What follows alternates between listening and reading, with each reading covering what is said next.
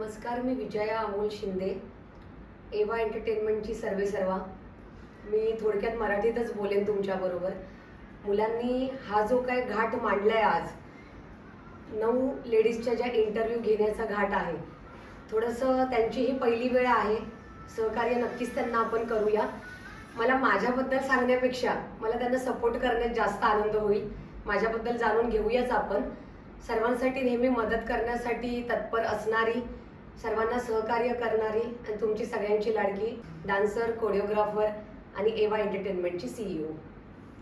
तर तुमची जर्नीची सुरुवात कधीपासून झाली आणि त्याच्या आधीचा थोडा बॅकग्राऊंड? जर्नीची सुरुवात प्रत्येक व्यक्तीला असं असतं की पडतो तेव्हाच उठतो आणि उठतो तेव्हा तो घडतो. माझं थोडक्यात तसंच आहे की सुरुवात केलेली डान्सची आवड होती. काही कारणास्तव ते करता आलं नव्हतं, पण काही लोकांनी करायला भाग पाडलं. चांगलं असतं. काही लोक यावीत आयुष्यात आणि नकारार्थी लोक आल्यानंतर असं वाटतं आपलं आयुष्य थांबतं, पण माझं थांबलं नाही. माझ्या आयुष्याने जरा जास्त स्पीड पकडली, ती कुठे थांबलीच नाही आणि आता वाटतही नाही आहे की थांबावं. सगळ्यांना सोबत घेऊन चालली आहे. डान्समध्ये एक शो हरल्यानंतर नवीन शो स्वतःचा उभा करायचा हे मनाशी ठरवलं. तिथून शोची सुरुवात झाली. त्या शोमधून एवा एंटरटेनमेंट ह्या इव्हेंट एंटरटेनमेंट शोची सुरुवात झाली आणि माझी कंपनी मी ओपन केली. एवा विजया अमोल शिंदे ह्या नावातलं प्रत्येक एक अल्फाबेट घेऊन एवा असं आम्ही नाव क्रिएट केलेलं आहे. एवाचं मिनिंग आहे मोस्टली कोकणामध्ये वेलकम, या. आणि आम्ही पहिल्यापासून स्वागत या असंच बोलत आलोय. आमच्याकडे या आणि पुन्हा जाऊ नका. आणि व्यक्ती तो गेलाच नाही आतापर्यंत. हा छान अनुभव आलाय. त्यामुळे आमच्या कंपनीचं नाव एवा आहे. खूप लोक कनेक्ट झालेत आमच्याबरोबर. त्यामुळे या वर्षी 2023ला दुबईचा शो झाल्यानंतर आम्ही आमच्या कंपनीचं नाव एवाज असं केलेलं आहे. अनेक वचन घेऊन चाललोय, कारण पुढे आम्हाला वाढवायला आवडतं, लोकही, कार्यक्रमही.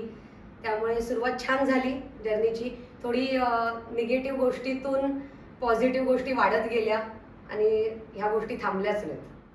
तर सर्वात आधी मला असं प्रश्न विचारायचा आहे. पर्सनली मी खूप उत्सुक आहे की तुमचं आपण फ्रॉम बिगनिंग, फ्रॉम चाइल्डहूड आपण खूप डान्सेस बघतो, पण मिड लाईफ किंवा 20s किंवा 30sपासून चालू करणे न्यू हॉबी आणि त्यात मग नवीन इंटरेस्ट घेणे हे आपण खूप कमी बघतो.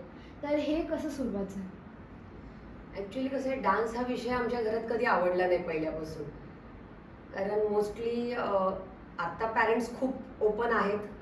मुलांना कला ह्या क्षेत्रामध्ये खूप पुढे घेऊन चाललेत. पण आमच्या टायमाला असं होतं की मुलींनी पायामध्ये चाळ बांधायचा नाही, डान्स हे तिचं काम नाही आहे, चूल मूल घर हा कॉन्सेप्ट होता. आता तो मोडीला काढलाय आम्ही तो ॲक्च्युली. कारण मूल आहे, चूल आहे, ह्या गोष्टी आपण नाही जुगारू शकत, त्यासोबत घेऊनच चालायचे. पण कला ही अशी एक गोष्ट आहे की त्याला प्रत्येक वेळी मुलींच्या बाबतीत मागे ठेवलं गेलं. मी प्रत्येक वेळी सांगत असते, कलेला मरण नाहीये. कला जिवंत ठेवली पाहिजे प्रत्येकाने. कारण जर डिग्री घेतली तरच तो व्यक्ती मोठ्या लेवलला जाईल असं नाहीये. आज कोणत्याही प्रकारची ग्रॅज्युएशनची असू देत, अगदी अजून बऱ्याच क्षेत्रातले कुठलीही डिग्री न घेता जेव्हा आज सेकंड स्टँडर्डपासून 10 पर्यंत ग्रॅज्युएट झालेली मुलं जेव्हा आपल्याला सर आणि मॅम बोलतात, तेव्हा कळतं की कुठल्याही डिग्रीची गरज नसते. स्वतःकडे जर कला आहे तर प्रत्येक गोष्टीवर आपण मात करू शकतो. त्यामुळे कला खूप जास्त गरजेची आहे. मेंटली स्टेबल कला करते तुम्हाला, फिजिकल करते. आणि कसं आहे की खूप शिकलाय तो व्यक्ती, पण परत वजन वाढलंय त्याचं, परत त्याला वजन कमी करण्यासाठी डान्स क्लास जॉईन करायचं आहे, झुंबा, योगा, त्याला ट्रेनरची गरज आहे. तो ट्रेनर किती शिकलाय त्याच्यापेक्षा तो काय शिकलाय हे जास्त महत्वाचं आहे. म्हणजे ग्रॅज्युएट झालेलाच मुलगा झुंबा शिकवतो असं नाहीये. 8वी 9वी नापासवाला पण शिकवू शकतो. ते आहे टॅलेंट आणि ती आहे कला. म्हणून मग पॅरेंट्सला आणि अगदी ह्या जगातल्या प्रत्येक व्यक्तीला सांगायला लागेल की मुलांच्या पाठी जो फोर्स की डॉक्टर इंजिनियरच झाला पाहिजे मगच तो पैसे कमवेल असं काहीही नाहीये. मला पण एक मुलगी आहे. मी शॉक आहे जेव्हा तिने सांगितलं मला असं बनायचंय. मोस्टली अर्ध्या लोकांना तर वाटतं की तिला डान्सरच बनायचंय, पण मी तिच्याकडे बघितल्यावर असं वाटतं की हे तिने ठरवलं की माझ्या आईला डान्सर बनायचंय. म्हणजे मोस्टली आई ठरवते मुलीने काय बनायचं, माझ्या लेकीने ठरवलं आईने काय बनायचंय ते. म्हणजे कुठल्याही वयाची मर्यादा नसते ह्या गोष्टीसाठी. त्यामुळे मी कधी ठरवत नाही तिला काय बनायचं. तिला जे बनायचे त्याच्यात सपोर्ट करणं एवढंच माझं काम आहे आणि ते मी करत आले. त्यामुळे प्रत्येक महिलेने स्वतःची मेंटॅलिटी चेंज करायला हवी. चूल मूल सांभाळा, घर पण सांभाळा, पण त्याच्याच बरोबर जर तुमची मुलं तुम्हाला सांभाळतायत ना, तर आत्ता तुम्ही मुलांना सांभाळा. पुढचं माहीत नाही मुलं सांभाळतात नाही सांभाळतात, पण त्या बाबतीत खूप टचवूड मी लकी आहे की नंतरचं मला अजिबात टेन्शन नाही आहे. कारण आत्ता मुलांनी सांभाळणं खूप गरजेचं असतं आईवडिलांना. म्हातारपणी मुलं सांभाळावीत, हातपाय गळ्यात आल्यावर ह्या कॉन्सेप्टची मी अजिबात नाही आहे. कारण तोपर्यंत आपल्यात त्राणही नसतो की सांभाळणार का नाही सांभाळणार. तर चांगलं आहे, आत्ता मी चांगली धंदागड आहे आणि आत्ता माझी मुलं मला सांभाळतात. त्यामुळे कॉन्सेप्ट चेंज करा सगळ्या जणांनी, असं मला वाटतंय.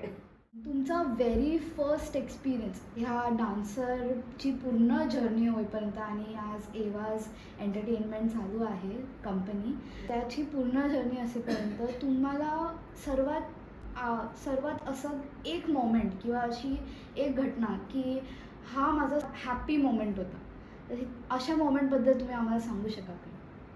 सर्वात महत्त्वाची घटना एकच होती. ती हॅप्पी होण्याची आधी ती खूप सॅड होती आणि दुःख आल्याशिवाय आनंद येत नाही आयुष्यामध्ये. तसं जेव्हा आम्ही कॉम्पिटिशनला इंटरनॅशनलला गेलो होतो, 26-27 जणांना आम्ही घेऊन गेलेलो इंटरनॅशनल स्टेजवरती. आमचा ॲक्ट खूप छान होता. प्रत्येकजण आपल्याबद्दल छानच बोलतो, पण मी अशा विचारांची आहे जिथे मला वाटतं ना की हे नाही चांगलं झालं, तिथे मी छाती ठोक बोलते हे चुकलंय, हे बरोबर नाहीये. मग कोणी मला प्राईज दिलं तरी मी तिथे घ्यायला जात नाही. पण ती सिच्युएशन अशी होती की तिथे खरंच कॅपेबल होते दोन्ही ग्रुप, त्यांना तोडच नव्हता. आणि त्या ठिकाणी जेव्हा समोरच्या ऑर्गनायझरकडनं कळतं की आमचे ग्रुप कॅपेबल नाहीत आणि ते आम्हाला विसरले, त्यांच्या एक छोट्याशा चुकीमुळे बरीच मुलं होती माझ्याबरोबर की त्यांनी कुठून कुठून पैसे गोळा करून, इवन मी 7 ते 8 लोकांचा खर्च करून थायलंडला घेऊन गेलेले. त्याकरता मी माझ्या FD तोडल्या होत्या. का तर त्यांनी आयुष्यात फॉरेन हा प्रकारच पाहिला नव्हता आणि त्यांना इंटरनॅशनल स्टेजवरती मी स्टेज दिला. पण तिथे द एंड अख्खा दिवस एवढी मेहनत करून त्या अख्ख्या एका दिवसासाठी आधीचे 6-7 महिने दिवस रात्र मेहनत करत होतो. आणि मग आम्हाला कळलं की आमच्या ग्रुपला ते विसरलेले आहेत. आमचं कुठेही नाव नाही आहे. आमच्या डान्स क्लासचं नाव आहे ड्रीम डान्स अकॅडमी, DDA हा शॉर्ट फॉर्म आहे. आणि अचानक कळलं की ओमान ह्या देशातला कुठला तरी एक डान्स ग्रुप आहे, त्यांचं पण DDA आहे. आणि त्यात त्यांचं थोडंसं हेच झालं, म्हणजे ते बोलले मिसअंडरस्टँडिंग झाली, पण ॲक्च्युली मी ते ॲग्री करायला तयार नव्हती. त्यांना त्यांची चूक कळली. 700 ते 800 पब्लिक होतं तिथे. तर तिथे त्यांनी ते बोलतात ना, एक चुकी झाली तर त्या जखमेवरती ठिगळं लावून ते रिपेअर करायला गेले. पण ते मला कुठेतरी नोटीस झालं आणि तिथे मग एवढ्या लोकांमध्ये मी पहिल्यांदा चॅलेंज दिलं की आता माझा स्टेज मीच उभा करणार. कारण जसं माझ्याबरोबर झालं हे बाकी कोणाबरोबर घडता कामा नये. वेळेत काढलं होतं प्रत्येक जणांनी की तू डायरेक्ट चॅलेंज देते. पण मी थायलंडसारख्या देशात 600 लोकांसमोर चॅलेंज दिलं एवढ्या ऑरेंज. मला तिथे बेस्ट कोरिओग्राफर म्हणून त्यांनी बोलवलं स्टेजवर. मी ती ट्रॉफी घेतली नाही. त्यावेळेला एक छान शिकायला मिळालं की मी जेव्हा निघाली की मी ट्रॉफी घेणार नाही, मला बेस्ट कोरिओग्राफर नकोय, पण असा स्टेज मी उभा करून दाखवेन आणि इंटरनॅशनल लवकरात लवकर. पण मी जेव्हा चेअरवरून उठले, माझी 26 लोकं तर उठलीच माझ्याबरोबर, पण तिथे 50 ते 60 लोकं होती की त्यांना कळलं होतं काहीतरी चुकीचं घडतंय, जी माझ्या ओळखीची नव्हती. ते माझे कॉम्पिटिटर होते, तरी ते माझ्याबरोबर उठून आले. खूप मोठं नाव आहे केसरीचं. केसरी बसवाल्यांची टूर होती. केसरीवाल्यांना 2 बसेस काढाव्या लागल्या. फक्त मी एकटी निघाली म्हणून त्या बसेस भराव्या लागल्या आणि आम्हाला पुन्हा हॉटेलमध्ये सोडावं लागलं. मग मी म्हटलं जर मी एकटी उभी राहिली तर माझ्या मागे आता 100 लोक उभी राहिलीत. मग अजून जर मी डेअरिंग केली तर नक्कीच 500-600 पब्लिक तर असंच उभं राहील आणि त्यांना खरं स्टेजची गरज आहे हे मला त्या दिवशी कळलं. आणि त्या दिवशी त्याच रात्री मी तिथे थायलंडमध्ये पेन पेपर घेऊन रात्री बसले. मी तयारी सुरू केली शोची आणि पुढच्या 6 महिन्यात आपल्याच ठाणे शहरामध्ये छत्रपती शिवाजी मैदानात मी पहिला शो केला, ओपनली केला की त्याला 10 ते 12 लाख खर्च येतोय कळलेला. पण त्यावेळेला अगदी सोनं विकून FD मोडून सेलिब्रिटींना बोलवून म्हटलं कसे येणार नाही सेलिब्रिटी, आपण बघूया. नवीन कंपनी आहे, लोकांनी विश्वास नव्हता टाकला, पण लोक आली आणि पहिल्यांदा तो बोलतात ना आनंदाचा क्षण. दुःख होतं पण 6 महिन्यात उभी राहिले आणि त्या छत्रपती शिवाजी मैदानात पूर्ण ते मैदान तलावपाळीचं होतं ते पूर्ण भरलेलं. त्यांना पोलीस एक्स्ट्रा मागवावे लागले, एवढी गर्दी होती. आणि ते जेव्हा मी उभी राहून बॅरिकेडमधून मी पाहिलं, त्यावेळेला मला पहिल्यांदा भरून आलेलं की ही होती डेअरिंग. एकटी उभी राहिली, वेड्यात काढले लोकांनी, पण आता थांबायचंच नाहीये. कारण त्या दिवशी उठले 200 लोकांमधून 500 लोक सोबत आणली आहेत आज मी. आणि नंतर जेव्हा second show, third show, fourth show आणि मग जेव्हा झाला माझा आता 4था शो दुबईला, तेव्हा मी 5 कंट्री कनेक्ट केल्या आणि ओमानपासून मस्कतपर्यंत लंडनपासून लोक माझ्याबरोबर कनेक्ट झाली आणि ती फक्त माझ्या शोला आली. आणि आता इतकं समाधान वाटतं की ती लोक वाट बघतात, मॅम 5वा शो कधी. आणि आता समोरून इन्व्हिटेशन येते आणि विचारतात. मग आता असं झालं, आनंदाचा एकच क्षण नाहीये, नव्याने सतत सतत सतत आता उभी राहते. पण त्या एका दुःखामुळे आलेले हे नवीन क्षण आहेत. आपण तुमचे हे जे तुम्ही एवढे अचीवमेंट्स आहेत आणि यामागचे आता तुम्ही सगळे जसं सांगितलं की स्ट्रगल हा आहेच, तो लीप ऑफ फेथ की आपल्याला डू ऑर डाय सिच्युएशन्स येतातच आणि तेव्हा सगळं रिस्क करून ती रिस्क घ्यावीच लागते आणि आपलं तेव्हा भरपूर सॅक्रिफायसेस होतात. पण आपण आजकाल बघतो की खूप नवीन जनरेशन आहे ज्यांच्यामध्ये खूप जास्त पोटेन्शियल आहे. आणि नॉट ओन्ली नवीन जनरेशन, आताचे आपले जे पण मिडल एज्ड माणसं पण आहेत, त्यांचे पण किती टॅलेंटेड माणसं आहेत, पण त्यांच्यामध्ये पोटेन्शियल असूनही ते पुढे येतच नाही. त्यांना ते डिटर्मिनेशन, तेवढा डिसिप्लिन किंवा मोस्ट इम्पॉर्टंटली ते घाबरतात, द फिअर ऑफ फेल्युअर. तर अशा माणसांना तुम्ही काय म्हणाल? भीती असायला हवी प्रत्येकाला, पण भीतीचे पण प्रकार आहेत. एक असते आईवडिलांची भीती, एक असते स्वतः कुठल्या तरी क्षेत्रात उतरण्याची भीती. मी पडेन का, मग मी सावरेन का, पुन्हा उभी राहीन का.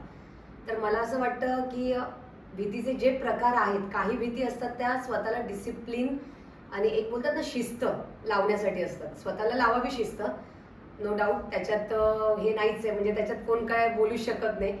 प्रत्येकाला भीती असल्याशिवाय तो पुढे नाही जाणार आहे. पण जर मी पडले तर मी कशी उठू आणि कोण मला उठवेल, हे पहिल्यांदा डोक्यातून प्रत्येकाने काढायला हवं. कारण तू जर पडते तर तुलाच उठायला हवं, तुला सावरायला हवं आणि पुढे पण तुलाच जायला हवं.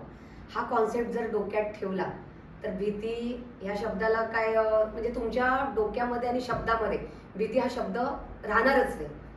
आणि पुढे जायचंय तर मला नाही वाटत कुठल्या गोष्टींना घाबरून तुम्ही पुढे जाल. पुढे जायचंय तर मागे बघू नका आणि घाबरू नका, हे एवढंच सांगेन मी.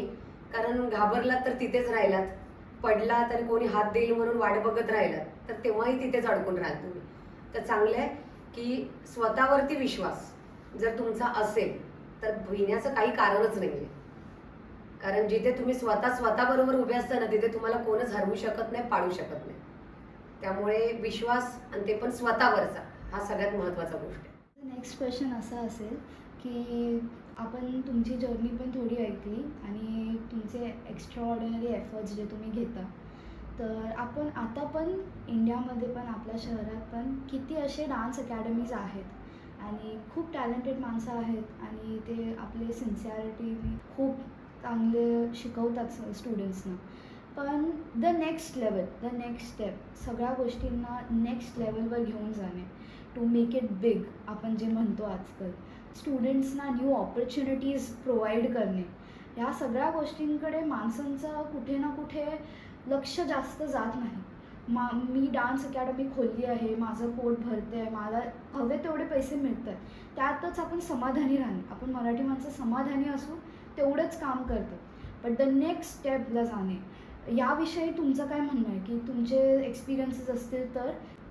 डान्स अकॅडमी जेव्हा मी ओपन केली, ड्रीम डान्स अकॅडमी, ड्रीम्स म्हणजे एक स्वप्न होतं, स्वतःचा डान्स क्लास. असं काय ठरवलं नव्हतं की आपण हे नाव द्यावं म्हणून. पण ते खोलण्याच्या मागे एकच कारण होतं की मी प्रत्येक पॅरेंट्सचं बघितलेलं आहे. अर्धे पॅरेंट्स असे होते की 2 तास आम्हाला शांतता, घरी खूप मस्ती करतोय म्हणून पाठवलं. काही होते की सतत मोबाईलमध्ये, अशा प्रकारचे बरेच पॅरेंट्स होते की मोबाईलपासून थोडंसं लांब राहील. आणि तिसऱ्या प्रकारचे असे पॅरेंट्स होते की खरंच माझी मुलगी छान नाचते, तिला कोणतरी एक गुरु हवा म्हणून पाठवलेले. कारण प्रत्येक वेळी जेव्हा मी या 3 प्रकारच्या पॅरेंट्सला बघत आले ना, डान्स अकॅडमी जेव्हा खोलली, तर माझ्या अकॅडमीत आता सुद्धा 1 तासाचा क्लास नसतो, 2 तासाचा असतो. त्यातलं एक सेक्शन असं असतं की आम्ही बुक आणायला सांगतो. डान्स कुठल्या फॉर्मचं तुम्ही कुठला फॉर्म शिकताय, योगाचे काय प्रकार आहेत. कारण बरेच पॅरेंट जिम्नॅस्टिकचा क्लास वेगळा, सिंगिंगचा वेगळा, स्विमिंगचा वेगळा. त्या मुलाला काय आवडतं हे कोणच बघत नाही. आणि मेन पहिले होते जे मैदानी खेळ आउटडोर, ते पूर्वी होते, कारण पूर्वी मोबाईलच नव्हते. त्यामुळे मुलं बाहेरच जात होती. का तर घरही लहान होतं, घरात खेळू शकत नव्हते. आता घरं मोठी झालेत, मोठे कॉम्प्लेक्स आहेत, सगळं आहे. पण तरीही मोबाईल घेऊन कुठेतरी एका बेडरूममध्ये बसलेला असतो तो मुलगा. मग काय गप्प बसल्या म्हणून डान्स क्लासला पाठवा. तर त्या मुलांना डान्सबद्दल माहिती देणं, त्यांच्याकडून ते करून घेणं, त्याला खरंच इंटरेस्ट आहे का हे आम्हाला पहिल्या सेक्शनलाच कळतं की ह्याला आहे का बाबा इंटरेस्ट, हा डान्स करू शकतो का. मग डान्स क्लास खोलण्याच्या मागे एवढाच मोटिव्ह नव्हता की फक्त शिकवलं, पैसे कमवल्याने गेलो. कारण अजून आमचं एक रेकॉर्ड आहे की 6 वर्ष आज झाले ह्या अकॅडमीला. ह्याच्या आधी आमची 4 वर्ष होती मल्टीस्टार अकॅडमी, होली क्रॉसच्या इथे होती. पण आमच्या अजूनही ह्या क्लासला ड्रीम डान्स अकॅडमी असा बोर्ड नाही क्लासच्या बाहेर. आणि तरीही बेसमेंटला क्लास असून इथे मोस्टली अर्ध्या लोकांना माहीतही नसेल की इथे डान्स क्लास आहे.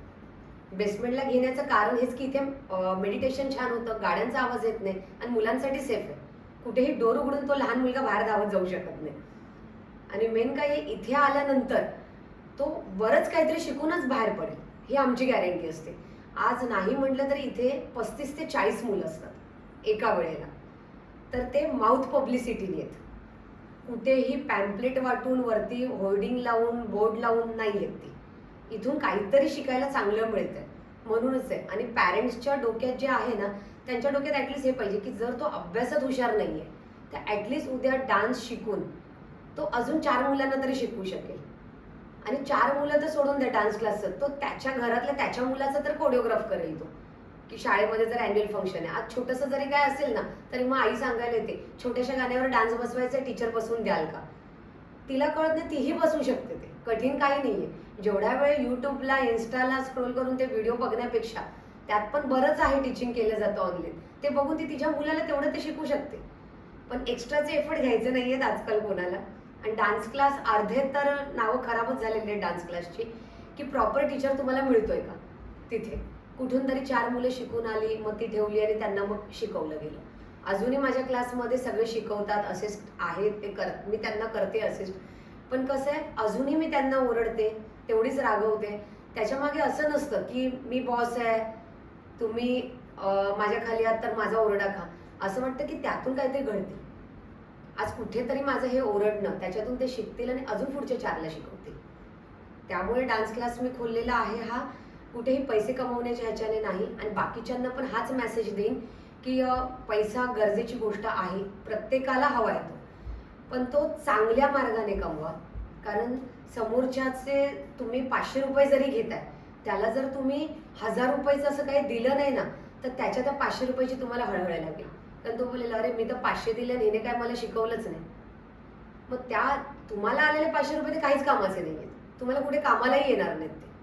पण जेव्हा तुम्ही त्याचे 1000 रिटर्न कराल ना त्याला शिकवण्याच्या ह्याच्यातून, तेव्हा मग त्याने दिलेले 500 तुम्हाला खूप कामाला येतील. त्यामुळे मग पैसा महत्त्वाचा आहे, पण तो चांगल्या मार्गाने कमवा.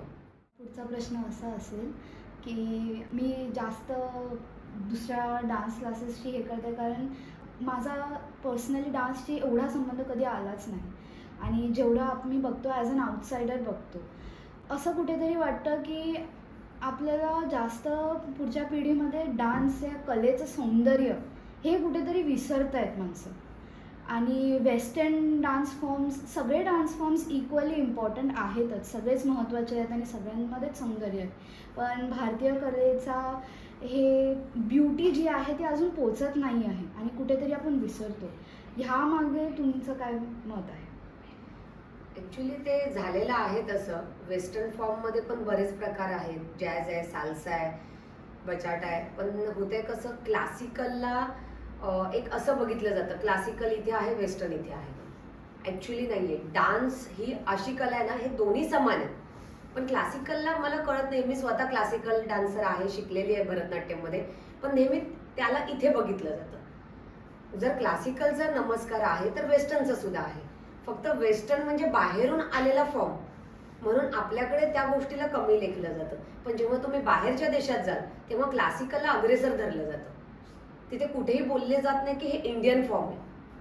क्लासिकल हा इंडियन फॉर्म आहे असं नाही ते बोलत, ते बोलतात हा क्लासिकल आहे. पण आपल्याकडे काय वेस्टर्न हा शब्द एक टॅग लावलाय. जसं आपल्याकडे आपण बोलतो ना, आम्ही बोलायला नाही पाहिजे त्या शब्द, पण आम्ही मराठी आहे, आम्ही हिंदू आहे, आम्ही कॅथलिक आहे.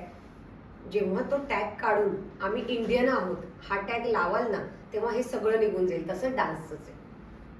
जसं तुम्ही ह्या गोष्टींमध्ये पकडता ना, तसं डान्समध्ये पण पकडा. कुठलाही फॉर्म कमी नाही जास्त, प्रत्येकामध्ये प्रत्येकाचं ब्युटी तेवढीच आहे आणि तेवढीच कला त्याच्यामध्ये आहे.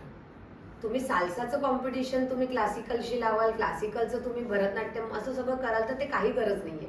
प्रत्येकाला बोलतात ना, मला जर खायला ही डिश आवडते, कोणाला मला चायनीज आवडतं, पण त्याला नाव दिलं कोणी चायनीज? असं आहे ना, हे आपणच आहोत, करते धरते सगळे आपणच आहोत या गोष्टीचे. तर कुठेतरी आपणच चेंज व्हायला हवं. नूडल्स एवढं बोललास तू तरी चालेल, पण चायनीज नूडल्स लावायची गरजच नाहीये. ते चायनीज हा शब्दच का लावतो? इंडियन नूडल्स असं काही गरजच नाही ना. नूडल्स बोल ना बाबा, त्याला नूडल्सच नाव आहे. पण तरी सुद्धा सुशी हे ते सगळे प्रकार. पण इकडे पुरणपोळी आणि फोडणीचा भात ते महाराष्ट्रीयनच. कोणी ठरवलं हे? असं नाही ना इथेच खातात. आज तुम्ही बाहेरच्या देशात जरी गेला तरीही तिथे हे प्रकार खूप आवडीने बनवले पण जातात आणि खाल्ले पण जातात. जरुरी नाहीये की इंडियनच तिथे जाऊन बनवतोय. फॉरेनर सुद्धा तेवढ्याच आवडीने येतो, बनवतो. जसं फॉरेन कंट्रीतली लोक इथे येतात आणि त्यांच्याकडे बुक असतं, ते हिंदी मराठी शिकतात आणि बोलतात, ते शिकून येतात खास आपल्यासाठी. पण आपण अजिबात तो प्रकार, जर मला जायचे तर मी फ्रेंच शिकेनच असं कधी डोक्यात नसतं. तिथेही जाऊन आपण असं करतो की नाही, मग ते महाराष्ट्रात आल्यावर मराठीच बोललं पाहिजे, तिथे गेलं मग तिथे गेल्यावर इंग्लिश बोला ना तुम्ही, तिथे गेल्यावर फ्रेंच शिका ना, बोला ना, शिकून जा, इथून बुक घेऊन जा. पण आपल्याकडे तसं काही करत नाहीये ते. तर कुठेतरी माणसांनी मेंटॅलिटी स्वतःची चेंज करायला हवी. जेव्हा खाण्यातले चेंज करतील, कास्टमधलं चेंज करतील, ते हे आरक्षण वगैरे सगळे जे गोंधळ चालू असतात सगळ्यांचे, ह्यांना एवढं द्या, त्यांना तेवढं द्या, काही गरज नाहीये. प्रत्येक इंडियनला आरक्षण द्या. जेव्हा इंडियन हा शब्द येईल, भारतीय हा शब्द येईल की माझी कास्ट कोणती आहे, आय एम इंडियन, मी भारतीय. तुम्ही एवढं वंदे मातरम वगैरे सगळं बोलायला लावता आणि त्यात जेव्हा शिकवता भारत माझा देश आहे, म्हणजे प्रत्येक रवींद्रनाथ टागोरने लिहिलेलं आहे की सारे भारतीय माझे बांधव आहेत. जर ते बांधव आहेत, ते तुझे भाऊ बहीणच आहेत, तर बोलताच का तुम्ही की तो मराठा आहे आणि मी ख्रिश्चन आहे आणि मी हिंदू आहे? काही गरजच नाहीये. आणि आरक्षण ह्या गोष्टीवरती म्हणजे ना, जसं डान्समध्ये तुम्ही वेगवेगळं करताय, काहीच गरज नाहीये तुम्हाला. छान शिका, शिक्षण घ्या ह्याच्यामध्ये, त्याला जास्त द्या, मला कमी द्या, काही गरज नाही, कोणाला देऊच नका. मी तर बोलते शिक्षणात अव्वल जा सगळे आणि इंडियाला वरच्या लेवलला नेऊन ठेवा, तर प्रत्येक इंडियन प्राऊड होईल. आणि बाकी देश पण मग ऑलरेडी आपण प्राऊड आहोत, नो डाऊट, प्राऊड नाही अशातली गोष्ट नाही, पण कुठेतरी आपल्याच भारतीय लोकांनी, इंडियन लोकांनी ना सगळे असे फाटेफूट सगळं केलेला आहे प्रकार. त्यामुळे ते नाही करावं. प्रत्येक राजकारणी जेवढे पण आहेत तेवढ्यांना एकच असं निवेदन असतं की कुठेतरी चांगला मेसेज द्या आणि आत्ताच्या पिढीला हा मेसेज जर द्याल ना, तर पुढे चांगलं काहीतरी. आता छोट्या मुलांना पण कळतंय मराठा काही आहे, ते बोलताना पण नाही मी कॅथलिक स्कूलमध्ये जातोय. का कॅथलिक स्कूल? मी कॉन्व्हेंट स्कूलमध्ये जातोय असं बोल ना. पण मुलं बोलतात मी कॅथलिकमध्ये जातोय, मी मुस्लिम स्कूलमध्ये जातो. हे बोलू नका ना. त्या स्कूलला काहीतरी स्पेसिफिक नावं दिलेली आहेत, त्या नावाने बोला त्या स्कूलला, पण ते होत नाहीये. तर त्यामुळे फक्त स्टेट जे पण आहे बोर्ड्सचे आपले आपले प्रकार केलेले आहेत की स्टेट बोर्ड आहे, इंटरनॅशनल बोर्ड ह्यांनी केलेलं आहे, ही स्कूल मोठ्या लेवलला, ही छोट्या स्कूलला, सगळं सेम करा, सगळं सेम होऊन जाईल, काही फरक कोणाला पडणार नाहीये. फक्त सगळ्यांना समान वागणूक, तशी डान्समध्ये पण, तशीच तुमच्या कास्टमध्ये पण. आणि इंडियन हा शब्द मेन ठेवायला हवा, भारतीय, तर सगळं व्यवस्थित होईल. मग डान्समध्ये पण काही वरती खालती होणार नाही. क्लासिकलला पण त्याच लेवलला ठेवा. वेस्टर्न हा शब्द काढून टाका, जसं साल्साला दिलेलं आहे, कारण त्या त्या कंट्रीमधून ते डान्सचे फॉर्म आलेले आहेत. ॲग्री, आले तर ठीक आहे.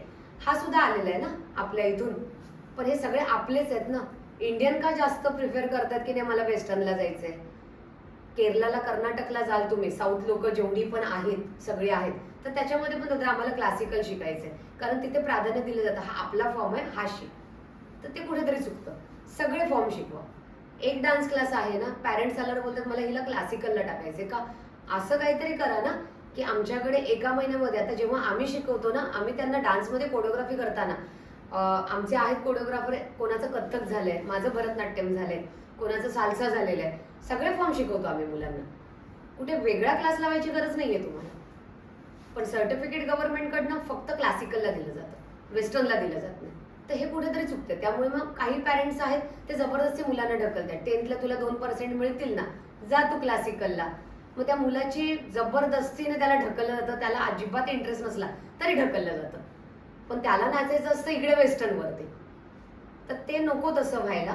सगळ्यांना समान प्राधान्य द्या. देताय सर्टिफिकेट, मार्क्स देतात, सगळ्या फॉर्मला द्या. प्रत्येकाला शिकू द्या सगळ्या ह्याच्यामध्ये. नाही तर मग कोणालाच देऊ नका. जसं आरक्षणाचं करताय ना, तसं मग डान्समध्ये पण काढून टाका. माझा नेक्स्ट क्वेश्चन असा असेल की एव्हा एंटरटेनमेंट ह्याची सुरुवात किंवा त्याचे इनिशियल डेज, त्याचे पहिले दिवस कसे गेले तुमचे, आणि त्याची सुरुवातातली तुमची सर्वात फर्स्ट स्टुडंट्स ह्यांबद्दल त्याविषयी तुम्ही थोडं बोला. एव्हा एंटरटेनमेंटची सुरुवात जेव्हा थायलंडला शोमध्ये जेव्हा मी म्हणजे पूर्ण असं झालेलं की नाही आता पुन्हा उभं राहायचंय नव्याने आणि आपला शो उभा करायचा आहे, त्याच दिवशी नाव लक्षामध्ये आलं की हेच. आणि अगदी आवडेल मला. मी टॅटू काढायला खूप घाबरते, पण असं होतं की मुलींनी टॅटू हातावरती काढायचा नाही, ते वेस्टर्न स्टाईल आहे. पण आईच्या हातावरती तुळशी वृंदावन होतं पाहिलेलं, पण तेव्हा त्याला गोंधणी हे बोलतात. आणि आईसारखी बोलायची नाही, गोंधलंच पाहिजे हातावरती, प्रत्येक बाईला गोंधलं पाहिजे. वरती गेल्यानंतर देव विचारतो काय घेऊन आलीस, हेच घेऊन आली. म्हटलं हे गोंधायचंच आहे, तर कंपनी आपण आज नवीन स्थापन करू, कंपनीचंच नाव आपल्या हातावरती गोंधू, काय फरक पडतोय म्हटलं. तुळशी वृंदावन थोडी ना मी पाणी घालणारे जाऊन त्या टॅटूवरती. मग त्या दिवशी पहिल्यांदा एव्हा असा टॅटू मी हातावरती हे केला, गोंधला. तो थायलंडमध्येच गोंधला. तिथूनच ह्या कंपनीची सुरुवात झाली. चॅलेंज देऊन सुरुवात झाली नव्याने. स्टुडंट बोलायला गेलं तर होली क्रॉसमधूनच सुरुवात होती माझी डान्सची सगळ्यात पहिल्यांदा. आणि होली क्रॉस स्कूलमध्येच बऱ्याच मुली कनेक्ट होत गेल्या. त्याच्यात माझी लेकही होती, लेकीची मैत्रीण पण आहे अवनी भागवत. तिने क्लासिकलचं चांगलं प्रशिक्षण घेतलं, ती कथ्थक करून भरतनाट्यम सुद्धा तिने केलेलं आहे. सोबत सतत होती ही मुलं माझ्या. कुठेही मला प्रोफेशनल कोरिओग्राफर हवाय आणि माझ्यासोबत कोण नाहीये असं मला कधी वाटलंच नाही. मुली लहान होत्या, त्यांना अगदी 10वी पर्यंत मी कोरिओग्राफ करत होती. कोविड होतं तरी सुद्धा आम्ही ते शूटिंग वगैरे करायचो. पण नंतर हाईट वाढली मुलींची, माझ्यापेक्षा छान हायटेड झाल्यात त्या आता. मी कुठेतरी आता छोटी राहिली हायटेडमध्ये. पण हाईट बरोबरच व्यक्तिमत्व पण त्यांचं वाढलंय, शिक्षणात पण त्यांच्या भर पडले भरपूर. आणि कुठेतरी असं मला वाटतं की मी काहीतरी शिकवलं, त्याचं चीज झालंय. तर असे छान स्टुडंट घडलेत आणि ते अजूनही सोबत आहेत. अजूनही आम्ही सोबत शो करतो, कार्यक्रम करतो आणि माझे बेस्ट इथले कोरिओग्राफर तेच आहेत. शेवटचा प्रश्न असा असेल की नवरात्री आहे म्हणून आम्ही तुमचा इंटरव्ह्यू आज घेत आहोत. तर म्हणूनच तुम्ही जे लहान मुली आहेत आणि ज्या अशा महिला आहेत ज्यांना अजून डान्स शिकण्याची इच्छा आहे पण अजून पुढचा पाऊल घेतला नाही आहे, तर अशा व्यक्तींना तुम्ही काय सांगाल? आणि तुमचा एखादा इन्सिडेंट किंवा असं काही तुम्हाला शेवटचं शेअर करायचं असेल तर? महिलांना एकच सांगावंसं वाटेल की डान्स कर हे कोणी तुम्हाला येऊन सांगणार नाही. आणि ही गोष्ट सांगण्यासारखी पण नाही आहे की समोरच्याने सांगावं आणि मग तू नाचावंस. पाय तुमचे आहेत, जागा तुम्ही ठरवायची आहे, कुठे का नाचायचे, काय वेळ तुमची आहे. तर त्या वेळाला सार्थकी कसं घालवायचं हे तुमच्या हातात आहे. तर त्याच्यासाठी कोणीतरी सांगावं आणि मग तुम्ही करावं. हे करू नका. स्वतः ठरवा, स्वतः उभे राहा, मनाला वाटेल तेव्हा नाचा, वाटेल तिथे नाचा, वाटेल तसे नाचा. काही गरज नाही कोणाला विचारायची आणि कोणाच्या परमिशनची. कारण डान्स हे मेडिसिन आहे, हे माझं पहिल्यापासून म्हणणं आहे प्रत्येकाला. आणि हे मेडिसिन फुकट मिळालेलं आहे, कुठेही एकही रुपया खर्च करायची गरज नाहीये. तर हे निसर्गाने दिलंय, तुम्हाला आवडतंय आणि त्यातून जेव्हा एक आनंद मिळतो तुम्हाला, तर जी गोष्ट फ्री आहे त्या गोष्टीसाठी काय गरज आहे कोणाला विचारायची. तर त्याचा उपभोग घ्या. मिळेल तिथे, वाटेल तसं, आवडेल तसं नाचा. जागा तुमची, पाय तुमचे, मन तुमचं. हे मेडिसिन जे तुम्हाला मिळाले नशिबाने त्याचा उपभोग मनसोक्त घ्या आणि हेल्दी राहा, फिट राहा. Thank you so much. तुमच्याशी बोलून खूप खरंच बरं वाटलं. आणि तर थँक्यू, आज तुमच्यासोबत भेट झाली. थँक्यू सो मच अवनी, तू इंटरव्ह्यू घेतली, तुझी पहिलीच वेळ आहे आणि अजूनही आपण छान छान इंटरव्ह्यूसाठी तुला हेल्प करू आणि असेच पुढे राहा. माझ्या शुभेच्छा सदैव तुमच्यासोबत राहतील. Thank you so much.